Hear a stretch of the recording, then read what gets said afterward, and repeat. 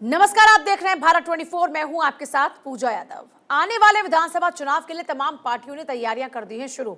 BJP भी 5 राज्यों में होने वाले चुनाव में कोई कसर नहीं छोड़ना चाहती। कर्नाटक में मिली हार के बाद पार्टी कोई जोखिम नहीं उठाना चाहती, इसलिए पीएम मोदी समेत पूरा अमित शाह, जेपी नड्डा ने खुद मोर्चा संभाला। चुनावी राज्यों में ताबड़तोड़ रैलियां जारी है। खासतौर पर बीजेपी का फोकस है मध्य प्रदेश, छत्तीसगढ़, राजस्थान, क्योंकि राजस्थान, छत्तीसगढ़ में कांग्रेस की सरकारें हैं, वहीं मध्य प्रदेश में पेच फंस सकता है। ऐसे में पार्टी तैयारियों में कोई भी कसर नहीं छोड़ना चाहती है। देखिए, मुख्यतः अगर आप बात करें राजस्थान चुनाव को लेकर, आपने देखा जेपी नड्डा और खुद अमित शाह की मौजूदगी, और एमपी के बाद राजस्थान चुनाव में मैन टू मैन मार्किंग का फॉर्मूला है। और बीजेपी की रणनीति की अगर देखिए बात करें तो 230 में से 79 सीटों पर उम्मीदवारों का ऐलान हो चुका है। काबिलियत दिखाओ फिर कुर्सी पाओ, ये एक सवाल है। क्या दिल्ली से निकली सीधे आदेश के साथ बीजेपी अब मध्य प्रदेश, राजस्थान जीतने की रणनीति बना चुकी है? पहले मध्य प्रदेश में केंद्रीय मंत्री और सांसद विधायकी के चुनाव में उतारा है, और अब यही फॉर्मूला राजस्थान में भी लागू हो सकता है, इसकी चर्चा चल रही है। 4 से 5 सांसदों को विधानसभा चुनाव लड़वाया जा सकता है। और जिस तरह से बंगाल तक मजबूती से पार्टी उम्मीदवारों को चुनाव लड़वाते आ रहे, कैलाश विजयवर्गीय को एमपी के विधानसभा चुनाव में उतार दिया, वैसे कुछ आश्चर्यजनक राजस्थान में भी हो सकता है। जल शक्ति मंत्री, माफ कीजिएगा, गजेंद्र सिंह शेखावत, कानून मंत्री अर्जुन राम मेघवाल, केंद्रीय कृषि राज्य मंत्री कैलाश चौधरी, पूर्व केंद्रीय मंत्री और सांसद राज्यवर्धन सिंह राठौड़, राज्यसभा सांसद किरोड़ी लाल मीणा का भी नाम विधानसभा चुनाव में लड़ने के लिए हो रहा है। मध्य प्रदेश, छत्तीसगढ़, राजस्थान में लगातार ये परिवर्तन यात्रा की तस्वीरें आप देख सकते हैं। अलग अलग कार्यक्रमों में शिरकत पीएम मोदी ने की। राजस्थान की बात करें, अभी हाल ही में आपको याद होगा पीएम मोदी राजस्थान में पहुंचे, और राजस्थान में पहुंचने के बाद देखिए महिलाओं के साथ में सीधा संवाद, जनता के बीच तक मंच की तरफ जब आगे बढ़ते हैं तो जनता के बीच से होकर गुजरते हुए नजर आते हैं। मौजूदा सरकार के ऊपर हमला बोलते हुए नजर आते हैं। युवाओं में आप देखिए क्या उत्साह है, जबरदस्त। महिलाओं में कितना जबरदस्त उत्साह। दूसरी बात यह कि महिला आरक्षण बिल के बाद में लगातार पीएम मोदी अलग अलग राज्यों के दौरे कर रहे हैं, और वहां पर जब जब वो जा रहे हैं तो वहां पर महिलाएं जो हैं सीधा संवाद उनके साथ कर रहे हैं। देखिए, अभी तक जो देश की राजनीति है, जो राज्य की राजनीति है, वो जातिगत आधार पर ही बटी हुई नजर आई है। किसी भी राज्य को उठाकर देखिए, वहां की जातिगत आधार पर ही वहां की पॉलिटिक्स है। लेकिन आधी आबादी को सीधे जोड़ने का फायदा होगा। छत्तीसगढ़ दौरे पर है केंद्रीय गृह मंत्री आज अमित शाह, और रायपुर में वरिष्ठ नेताओं के साथ में बैठक करेंगे। दूसरी सूची पर चर्चा करेंगे। परिवर्तन यात्रा का भी जायजा लेंगे। अमित शाह का 1 अक्टूबर को मध्य प्रदेश दौरा है। भोपाल में संगठन की नब्ज को टटोलने का करेंगे काम। तो 1 अक्टूबर को एमपी के दौरे पर रहेंगे अमित शाह। भोपाल में संगठन की नब्ज टटोलने की कोशिश करेंगे अमित शाह। 1 अक्टूबर को जाएंगे। परिवर्तन यात्रा का भी जायजा लेंगे, जो परिवर्तन यात्रा वहां पर चल रही है। दूसरी सूची पर चर्चा करेंगे। रायपुर में वरिष्ठ नेताओं के साथ में वो बात करेंगे। छत्तीसगढ़ में जब वो हैं तो यहां पर रायपुर को लेकर तैयारियां हैं। अब देखिए, 2 राज्य इस वक्त महत्वपूर्ण हैं, राजस्थान, मध्य प्रदेश, छत्तीसगढ़। और सीधे रायपुर का रुख कर लेते हैं। कैलाश जायसवाल वहां से, क्योंकि गृहमंत्री अमित शाह का दौरा है, और अखिलेश सोलंकी भोपाल से इस वक्त हमारे साथ में हैं।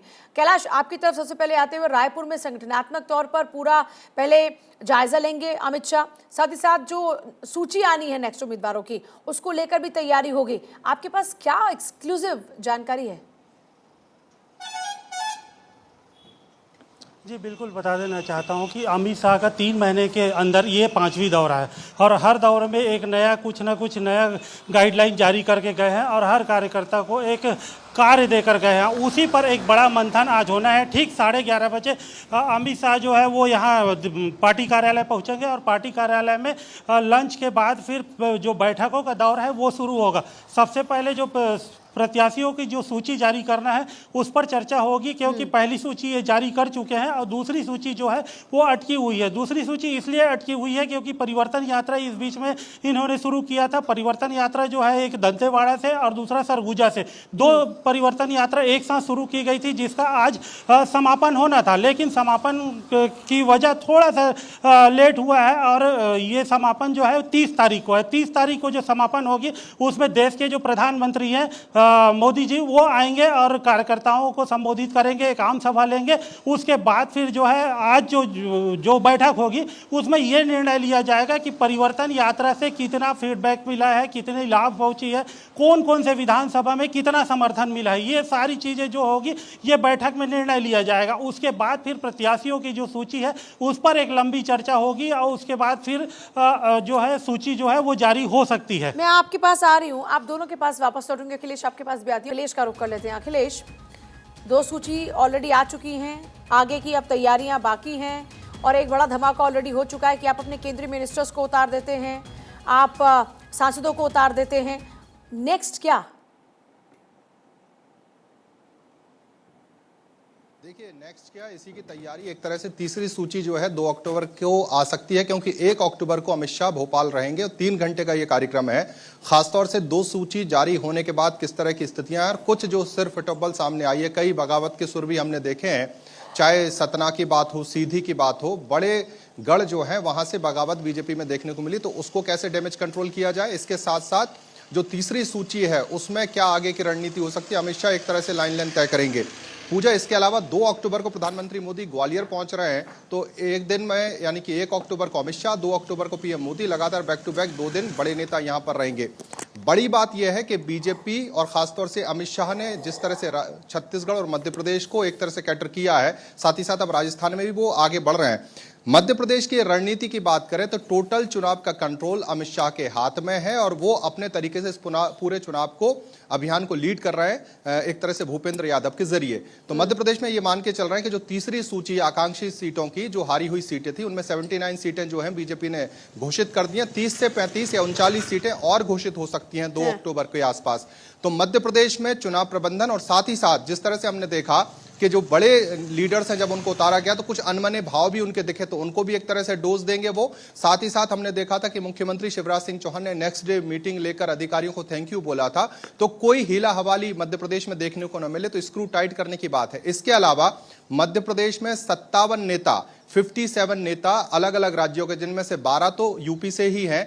मध्य प्रदेश में 52 जिले में कमान संभाल ली उन्होंने आज से, और अगले 5 दिन यहां पर कमान संभाले हुए चीजों को ठीक रखेंगे। तो एक तरह से सेंट्रल लीडरशिप जो है मध्य प्रदेश में पूरा चुनाव लड़ा रही है और इसीलिए अमित शाह के लगातार दौरे हो रहे हैं। सेंट्रल लीडरशिप चुनाव लड़ा भी रही है और जिस तरीके से सेंट्रल नेताओं को उतारा जा रहा है, इससे लग रहा है कि राज्य के नेताओं को इससे असंतुष्टि जरूर होगी। राज्य के चुनाव में आमतौर पर वहां के जो लोकल लीडर्स होते हैं वो इंतजार करते हैं कि अब टिकट उनको मिलेगी, लेकिन वहां पर भी सेंट्रल लीडर्स को उतारा जा रहा है। तो ये भी क्या एक वजह हो सकती है नाराजगी की, या फिर जिस तरह से कह रहे हैं कि सर फुटबॉल की नौबत आ गई है?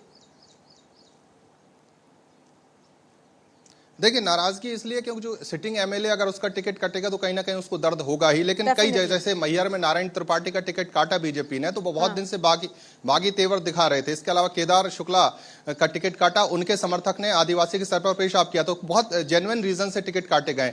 लेकिन हमने देखा कि जिस तरह से सीधी में रीति पाठक को टिकट दिया गया और सिटिंग एक तरह से जो एमएलए थे केदार शुक्ला, जिनका मैं जिक्र कर रहा हूं, उनके खिलाफ, तो बड़ी बात यह कि वो अपनी रणनीति क्या बनाएंगे और एक तरह से डैमेज कंट्रोल क्या होगा। बड़े नेता जो एक तरह से मनाने की भी कवायद करेंगे, खुद तो चुनाव लड़ ही रहे हैं, चाहे कैलाश विजयवर्गीय की बात हो, नरेंद्र सिंह तोमर की बात हो, प्रहलाद पटेल की बात हो, इनको जिम्मेदारी है खुद तो जीतना ही है, आसपास के तमाम 4-5 सीटों को कैटर करके जिताना भी, और अपने अपने इलाकों में, यानी कि 4 बड़े जो क्षेत्र हैं, बुंदेलखंड, बघेलखंड की बात हो, महाकौशल की बात हो या बिंद की बात हो, तो 4 बड़े इलाकों में बीजेपी को भरपूर सीटें मिले, इसकी ये कोशिश है। और अमित शाह का दौरा 3 घंटे में ही एक तरह से वो 30 दिन का काम कर जाते हैं, कुछ वैसा ही होने जा रहा है मध्य प्रदेश में 1 अक्टूबर को। और जैसे मैं कह रहा हूं कि 2 अक्टूबर को फिर से पीएम मोदी ग्वालियर पहुंच रहे हैं, उसके बाद 5 अक्टूबर को जबलपुर पहुंच रहे हैं। तो प्रधानमंत्री के लगातार दौरे दर दौरे हो रहे हैं और एमपी के मन में मोदी ये कैंपेन मध्य प्रदेश में चल रहा है। एक और इंटरेस्टिंग चीज मैं आपको बता दूं कि मध्य प्रदेश में जिस तरह से कैंपेन चल रहे थे सरकार के, उनकी जगह अब मोदी के कैंपेन धीरे धीरे आगे बढ़ रहे हैं, चाहे सोशल मीडिया की बात हो, इलेक्ट्रॉनिक की बात हो, या हम कहें जो प्रिंट मीडिया हो। तो लगातार प्रधानमंत्री मोदी का चेहरा सामने होगा, प्रधानमंत्री मोदी के चेहरे पर यह चुनाव लड़ा जा रहा है। और इसीलिए सेंट्रल लीडरशिप, चाहे वो मोदी शाह की जोड़ी हो या उनके जो जितने सिपह सालार हैं, मध्य प्रदेश में कैंप किए हुए हैं। जी, समीर चौगांवकर हमारे साथ में है, वरिष्ठ पत्रकार। समीर जी, अभी हम राजस्थान, छत्तीसगढ़ और मध्य प्रदेश को अगर देख रहे हैं तो बीजेपी ने अपनी स्ट्रैटेजी में काफी बदलाव किया है। मैं जरा जानना चाह रही हूं इसकी वजह क्या है? बड़ी जीत की तैयारी है या फिर जीत को सुनिश्चित करने के लिए ज्यादा मशक्कत करनी पड़ रही है? देखिए, दोनों वजह है भारतीय जनता पार्टी के साथ। मध्य प्रदेश के अंदर भारतीय जनता पार्टी के केंद्रीय नेतृत्व के पास जो रिपोर्ट गई है उसमें कहा गया था कि मध्य प्रदेश बहुत आसान नहीं है भारतीय जनता पार्टी के लिए जीतना, परिणाम 2018 के चुनाव के आसपास हो सकते हैं। उसी के बाद भारतीय जनता पार्टी ने अपनी मध्य प्रदेश को लेकर रणनीति बदली। बीएल संतोष से संगठन की लगातार बैठकें की थी, अमित शाह तक रिपोर्ट गई, संघ ने भी विस्तृत रिपोर्ट मध्य प्रदेश को लेकर अमित शाह के पास भेजी थी। उसी के आधार पर यह तय हुआ कि बड़े नेताओं को लड़वाया जाए, जिससे कार्यकर्ता भी उत्साहित हो जाए और उनके ऊपर आसपास की सीटें जिताने की जिम्मेदारी भी आ जाए। तो मध्य प्रदेश को लेकर भारतीय जनता पार्टी ने दो बड़े इस बार महत्वपूर्ण कदम उठाए थे। एक तो कि चुनाव के बहुत पहले सूची जारी कर दी थी। पहले 39 उम्मीदवारों की सूची जारी करी, फिर 39 उम्मीदवारों की सूची जारी करी, फिर एक महिला को छिंदवाड़ा से टिकट दे दिया गया है, जो गोंडवाना गणतंत्र पार्टी से कुछ ही दिन पहले भारतीय जनता पार्टी ज्वाइन की थी। तो 79 टिकट भारतीय जनता पार्टी अभी जारी कर चुकी है। हालांकि इसमें से 75 में कांग्रेस के विधायक रहे थे। लेकिन इसके अलावा दूसरा जो बड़ा काम किया है कि बड़े नेताओं को, जैसे कैलाश विजय हो गए, नरेंद्र सिंह तोमर हो गए, प्रहलाद पटेल हो गए, उनके कई बड़े सांसद हो गए, सतना से गणेश सिंह को, और भी जो सांसद है उनको चुनाव पर उतार दिया गया। तो भारतीय जनता पार्टी बेसिकली ये चाहती है कि कैडर चार्ज रहे और कोई भी ये ना मान के चले कि वो पार्टी से बड़ा है। बड़े नेताओं को भी बताया है कि जरूरत पड़ने पर आपको वापस प्रदेश में जाना पड़ सकता है और फिर से विधानसभा का चुनाव लड़ना पड़ सकता है। तो मुझे लगता है कि ये एक अच्छी स्ट्रेटेजी है और शायद यही स्ट्रेटेजी राजस्थान में भी कंटिन्यू होगी। और मुझे लग रहा है यही आज अमित शाह छत्तीसगढ़ के दौरे पे, तो मुझे लग रहा है वहां पर भी ये स्ट्रेटेजी कंटिन्यू कर सकते हैं। ये जो स्ट्रैटेजी है, ये पार्टी की स्ट्रैटेजी तो है, लेकिन अभी कैलाश विजयवर्गीय का एक वीडियो देख रहे हैं, इसमें वो कह रहे हैं कि हाथ जोड़ने की आदत जा चुकी है। मतलब वो कह रहे हैं कि अब हम वरिष्ठ नेता हो चुके हैं। मतलब जो दूसरों के लिए चुनाव प्रचार कर रहे हैं, इस बार उनको घर घर जाकर अपने लिए चुनाव प्रचार करना है। क्या वो इसमें खुद को कंफर्टेबल फील करा पाएंगे? ये भी एक बड़ा चैलेंज उनके सामने रहेगा। नहीं, बिल्कुल कंफर्टेबल फील नहीं करा पाएंगे। देखिए, जो नेता आज की तारीख में प्रदेश में टिकट बांटने की स्थिति में, जो नाम रिकमेंड करते थे, जो कभी कार्यकर्ताओं से कहते थे कि आपको मैं टिकट दिलवाऊंगा, पार्टी उनकी बात सुनती थी, आज उन्हें चुनाव लड़ना पड़ रहा है। कैलाश विजयवर्गीय, नरेंद्र सिंह तोमर ने कभी नहीं सोचा होगा कि 10 साल बाद कैलाश विजयवर्गीय को जो लोकसभा चुनाव या राज्यसभा में जाने का तैयारी कर रहे थे, आज उन्हें विधानसभा चुनाव लड़ना पड़ रहा है। नरेंद्र सिंह तोमर तो 2010 के बाद से केंद्र की राजनीति में आ चुके हैं, 2 बार प्रदेश अध्यक्ष रहे, आज उन्हें चुनाव लड़ना पड़ रहा है। वहीं से लड़ना पड़ रहा है दिमनी से। दिमनी उनका क्षेत्र नहीं है। नरेंद्र सिंह तोमर ग्वालियर से आते हैं, ग्वालियर से विधायक रहे। हालांकि मुरैना से सांसद जरूर है वो, लेकिन अब मुरैना की 6 की 6 सीटें जिताने की जिम्मेदारी उनके ऊपर आ गई है। तो मुझे ऐसा लग रहा है कि भारतीय जनता पार्टी के वरिष्ठ नेताओं को जरूर आश्चर्य हुआ होगा कि उन्हें विधानसभा का चुनाव लड़वाया जा रहा है। लेकिन इसके पीछे भारतीय जनता पार्टी के केंद्रीय नेतृत्व की और खासतौर से मोदी शाह की बहुत सोची समझी रणनीति है कि किसी भी स्थिति में हमें मध्य प्रदेश बचाना है और राजस्थान को जीतना है। तो राजस्थान में भी वो फॉर्मूला अपना सकते हैं और छत्तीसगढ़ में भी अपना सकते हैं। छत्तीसगढ़ में तो खबर यह भी कि अरुण साव को चुनाव लड़वाने की तैयारी हो रही है और केंद्रीय मंत्री रेणुका सिंह को चुनाव लड़वा रहे हैं। ये उसके अलावा सरोज पांडे जो राज्यसभा सांसद है, महिला बड़ी नेता है राजस्थान की और छत्तीसगढ़ की, उनको चुनाव लड़वाने की हो रही है। इसके अलावा संतोष पांडे भी एक बड़ी नेता है छत्तीसगढ़ की, उनको भी चुनाव लड़वाने की बात करी है। गोमती राय को लड़वाने की बात हो रही है। लता उसेंडी भी आदिवासियों में एक अच्छी पकड़ है, उसको भी चुनाव लड़वाने की बात हो रही है। तो मुझे लगता है कि ओम प्रकाश माथुर को इससे पहली बार हुआ है कि जिस व्यक्ति को संगठन प्रभारी बनाया गया है उसे ही चुनाव प्रभारी बना दिया गया है। छत्तीसगढ़ के संगठन प्रभारी ओम माथुर बनाए गए थे और चुनाव प्रभारी भी ओम माथुर को दिया गया है। जबकि ना मध्य प्रदेश में ऐसा हुआ ना राजस्थान में हुआ। मध्य प्रदेश के अंदर संगठन प्रभारी मुरलीधर राव है और चुनाव प्रभारी भूपेन्द्र यादव को बनाया गया। राजस्थान के अंदर संगठन प्रभारी अरुण सिंह है और चुनाव प्रभारी प्रहलाद जोशी को बनाया गया था। तो ये बताता, और वैसे भी ओम माथुर संगठन के कुशल संगठन करता है, उन्हें बहुत लंबा अनुभव है संगठन का। तो उन्हें ऐसा राज्य दिया गया जहां भारतीय जनता पार्टी पिछले चुनाव में बहुत बुरी तरीके से आ रही थी, सिर्फ 15 सीटें आई थी। तो ओम माथुर के कंधों पे बड़ी जिम्मेदारी है संगठन और सरकार वापसी करवाने के। ओम माथुर संगठन की एक सीटों की जानकारी अमित शाह को दे रहे हैं, उसी आधार पर अमित शाह लगातार निर्णय ले रहे हैं और दौरा कर रहे हैं। तो मुझे लग रहा है ओम माथुर अमित शाह की जोड़ी इस बार प्रधानमंत्री नरेंद्र मोदी के नेतृत्व में छत्तीसगढ़ में भारतीय जनता पार्टी का एक बेहतर प्रदर्शन करने की तरफ जा रही है। हालांकि 15 सीटों के बाद सरकार बनाने लायक संख्या लाना आसान नहीं होगा, लेकिन भारतीय जनता पार्टी छत्तीसगढ़ में एक बड़ी चुनौती भूपेश बघेल के लिए बन चुकी है। मेरे साथ मेरे सहयोगी भी इस वक्त हैं, उनका भी एक बार रुख कर लेती हूँ मैं। अखिलेश तो हैं ही, कैलाश जायसवाल रायपुर की स्थिति बता रहे हैं। कैलाश, अमित शाह का वहां पर जाना और आज वहां की नब्ज को टटोलने की, संगठनात्मक नब्ज को टटोलने की बात सामने आई।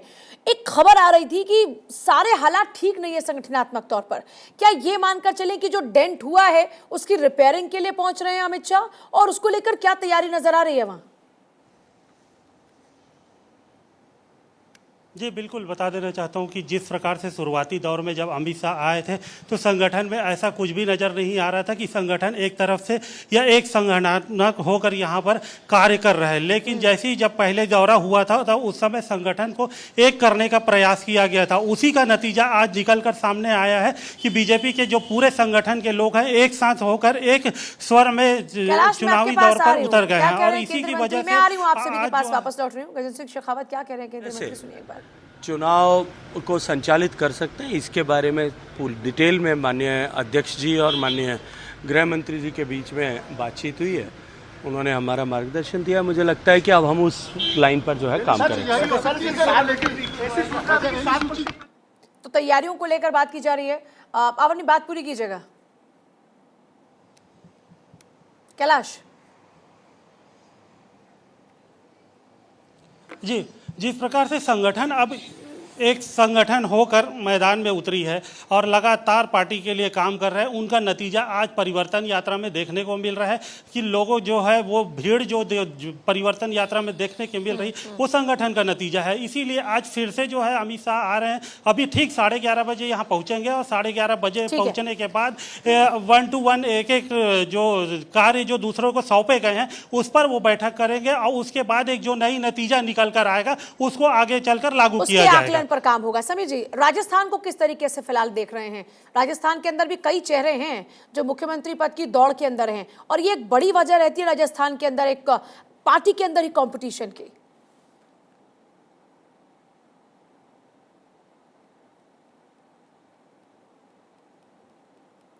समीर जी सुन पा रहे हैं क्या? हाँ, आप फिर से पूछिए, मुझे आवाज नहीं आ रही थी आपकी। मैं ये सवाल पूछ रही हूँ, राजस्थान को किस तरीके से फिलहाल देख रहे हैं? राजस्थान के लिए भी हमने देखा कल देर रात तक बैठक चलती रही, अमित शाह, जेपी नड्डा, पीएम मोदी पहुंचे, उसके बाद में ये बैठक, ऐसा कहां पेच फंसा हुआ है?